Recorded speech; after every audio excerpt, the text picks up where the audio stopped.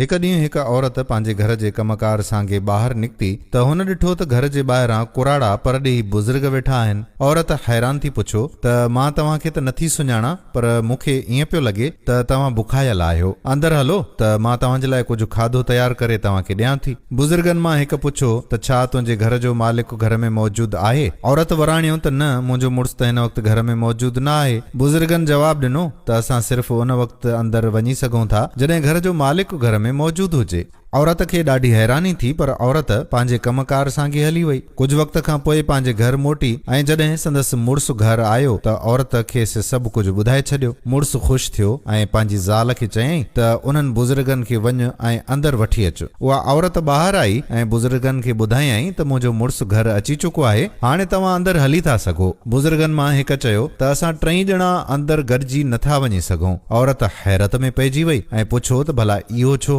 हिकु बुज़ुर्ग वज़ाहत कंदे चयो त मुंहिंजो नालो दौलत आहे। हुन पंहिंजे साथीअ ॾांहुं इशारो कंदे ॿुधायो त हिन जो नालो कामयाबी आहे ऐं टें बुज़ुर्ग ॾांहुं इशारो कंदे चयईं त हिन जो नालो मुहबत आहे। तव्हांखे असां मां कंहिं हिक खे चूंडणो पवंदो त केरु अव्हां सां अंदरि हले। औरत घर वापसि आई ऐं पंहिंजे मुड़ुस खे अची सॼो किस्सो ॿुधायो ऐं ॿुधायो त बुज़ुर्गनि मां कंहिं हिक खे चूंडणो पवंदो। मुड़ुस ख़ुशि थींदे चयो त जेकॾहिं इहो ई मामिलो आहे त दौलत खे अंदरि आणियो, जीअं असांजे घर में मालो दौलत वधी वञे। औरत मुड़ुस सां इख़्तिलाफ़ कंदे चयो त छो न कामयाबी खे अंदरि घुराइजे, त जीअं असां हर मैदान में कामयाब थियूं। हुननि जी इहा ॻाल्हि ॿुधी कुंड में वेठल संदन पुट जी ज़ाल पंहिंजी राय ॾींदे चयो त छो न मोहबत खे घुराइजे, जीअं असांजो घर मोहबत सां भरिजी वञे। मुड़ुस चयो त नुंहुं जी सलाह सही आहे, वञो ऐं मोहबत खे अंदरि वठी अचो। औरत ॿाहिरि वई ऐं बुज़ुर्गनि खां पुछो त तव्हां मुंहिंजा मोहबत केरु आहे? असां तव्हांखे पंहिंजे घर वठी वञणु चाहियूं था। जंहिंजो नालो मोहबत हुयो उहो बुज़ुर्ग उथियो